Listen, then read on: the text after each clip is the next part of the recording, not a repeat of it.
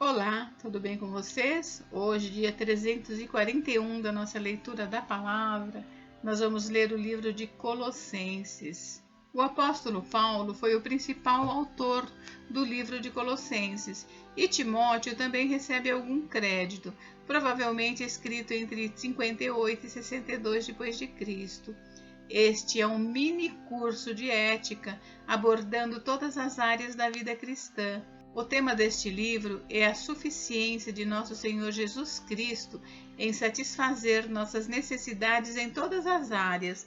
Colossenses foi escrito expressamente para derrotar a heresia que tinha surgido em Colossos e que tinha ameaçado a existência da igreja. Embora não saibamos o que foi dito a Paulo, sabemos que esta carta é a sua resposta.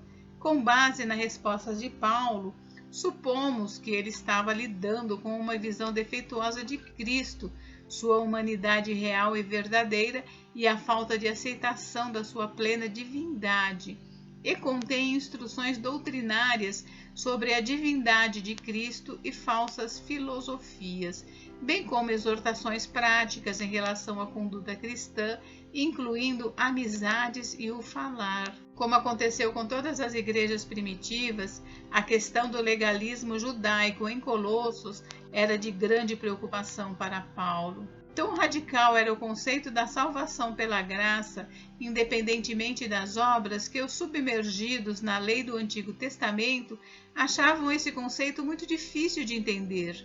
Embora Paulo se dirija a muitas áreas, a maior lição para nós hoje é a suficiência total e completa de Cristo em nossas vidas, tanto para a nossa salvação como para a nossa santificação. Qualquer religião que tente igualar-se com a verdade, usando livros que afirmam possuir a mesma autoridade que a Bíblia, ou que combina o esforço humano com a realização divina da salvação, deve ser evitada. Nenhuma religião pode ser combinada ou adicionada ao cristianismo. Cristo nos dá padrões absolutos de conduta moral. O cristianismo é uma família, um modo de vida e um relacionamento, não uma religião. Boas ações, ocultismo, astrologia e horóscopos não nos mostram os caminhos de Deus. Somente Cristo mostra. Sua vontade é revelada em sua palavra, sua carta de amor para nós. Devemos chegar a conhecê-la. Bem, esse livro tem apenas 4 capítulos. Vamos à leitura? Capítulo 1.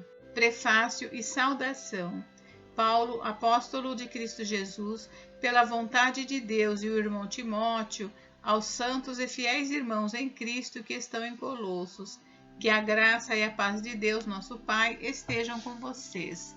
Ação de graças.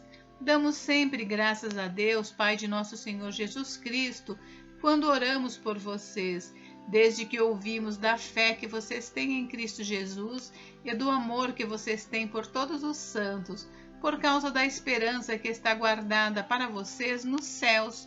Dessa esperança, vocês ouviram falar anteriormente por meio da palavra da verdade do Evangelho, que chegou até vocês.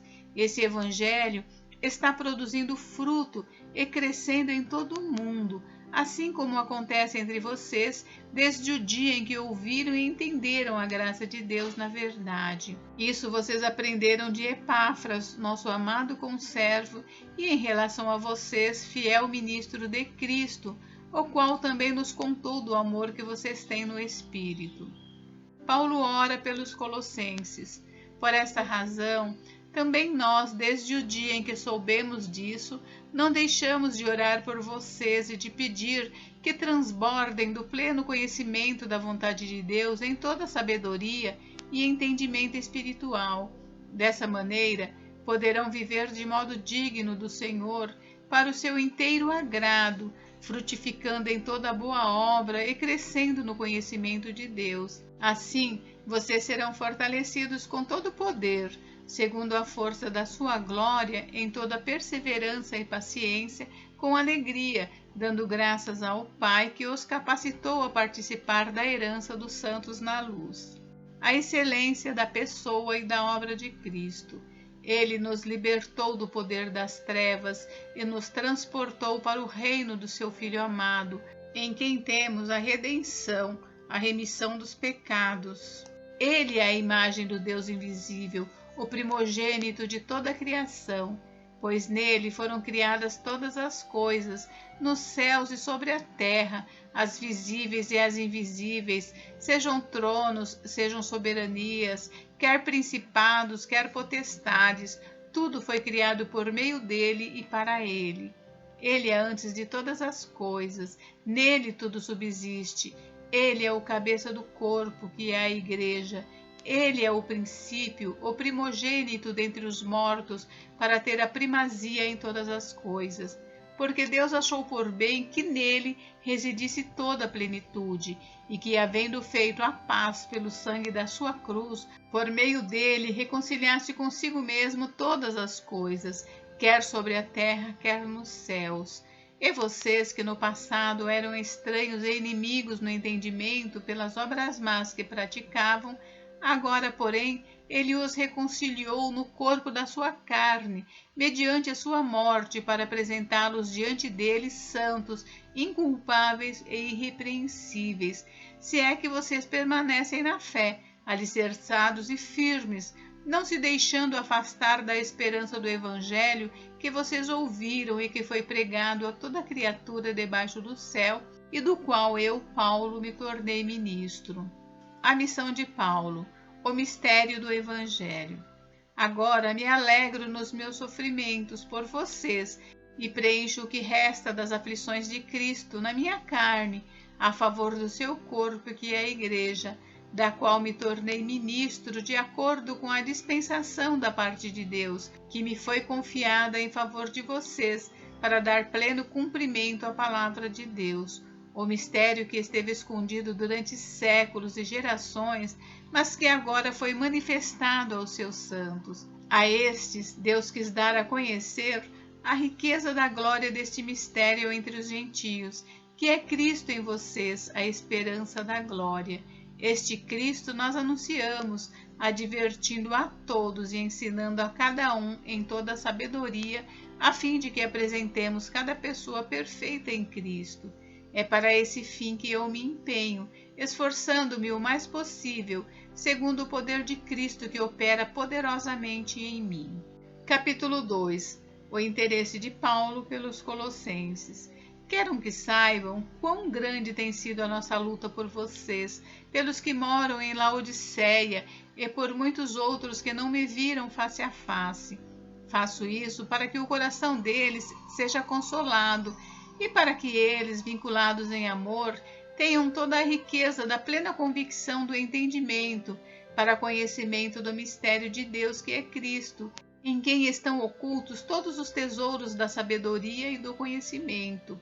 Digo isso a vocês para que ninguém os engane com argumentos falaciosos, porque, embora ausente em pessoa, em espírito estou com vocês, alegrando-me e verificando a boa ordem de vocês e a firmeza da fé que têm em Cristo. A plenitude da vida em Cristo. Portanto, assim como vocês receberam Cristo Jesus, o Senhor, continuem a viver nele, estando enraizados e edificados nele e confirmados na fé, como foi ensinado a vocês, crescendo em ação de graças. Tenham cuidado para que ninguém venha a enredá-los com sua filosofia e vãs sutilezas, conforme a tradição dos homens, conforme os rudimentos do mundo e não segundo Cristo, porque nele habita corporalmente toda a plenitude da divindade. Também nele vocês receberam a plenitude. Ele é o cabeça de todo o principado e potestade.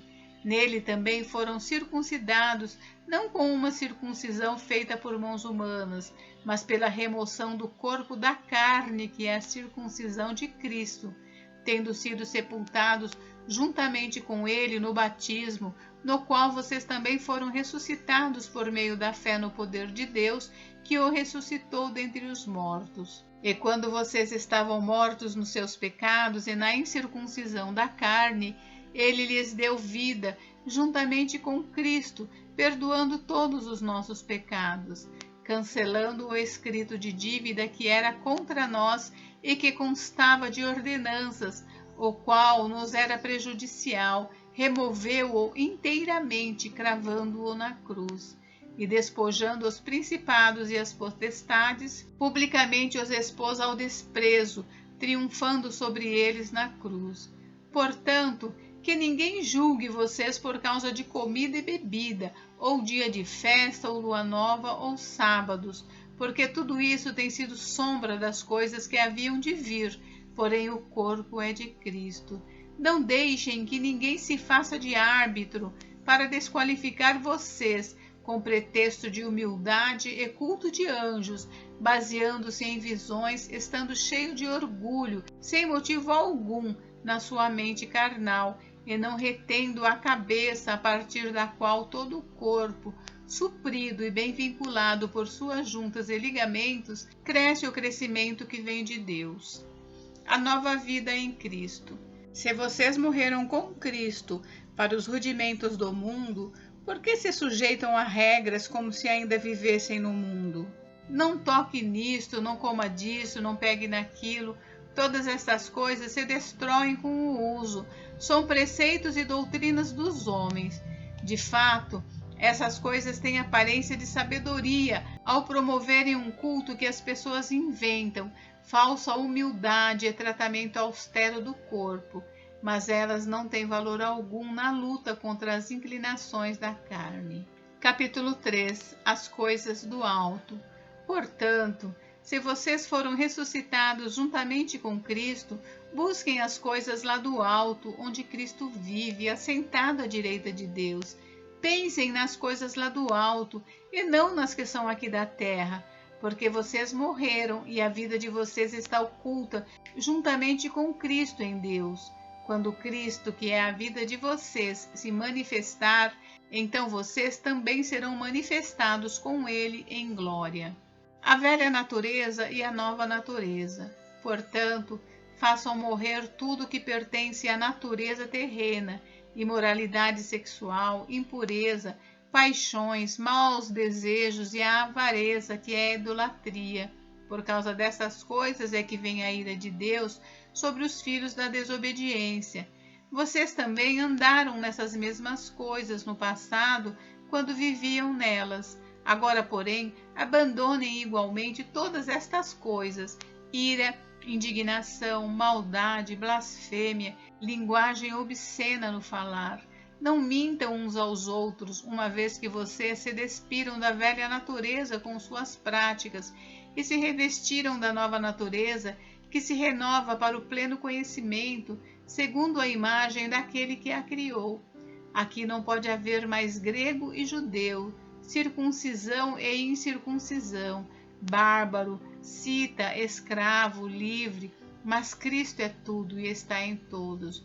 Portanto, como eleitos de Deus, santos e amados, revistam-se de profunda compaixão, de bondade, de humildade, de mansidão, de paciência. Suportem-se uns aos outros e perdoem-se mutuamente, caso alguém tenha motivo de queixa contra outra pessoa. Assim como o Senhor perdoou vocês, perdoem também uns aos outros. Acima de tudo isto, porém, esteja o amor, que é o vínculo da perfeição.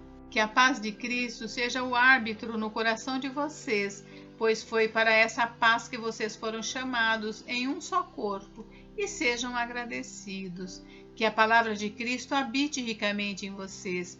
Instruam e aconselhem-se mutuamente em toda a sabedoria, louvando a Deus com salmos, hinos, cânticos espirituais, com gratidão no coração. E tudo o que fizerem, seja em palavra, seja em ação, façam em nome do Senhor Jesus, dando por ele graças a Deus Pai. Os deveres em casa. Esposas, que cada uma de vocês se sujeite ao seu próprio marido como convém no Senhor. Maridos, que cada um de vocês ame a sua esposa e não a trate com amargura. Filhos, em tudo obedeçam a seus pais, pois fazer isso é agradável diante do Senhor. Pais, não irritem os seus filhos para que eles não fiquem desanimados. Servos, Obedeçam em tudo a seus senhores aqui na terra, não servindo apenas quando estão sendo vigiados, visando somente agradar pessoas, mas com sinceridade de coração, temendo o Senhor. Tudo o que fizerem, façam de todo o coração, como para o Senhor e não para as pessoas, sabendo que receberão do Senhor a recompensa da herança.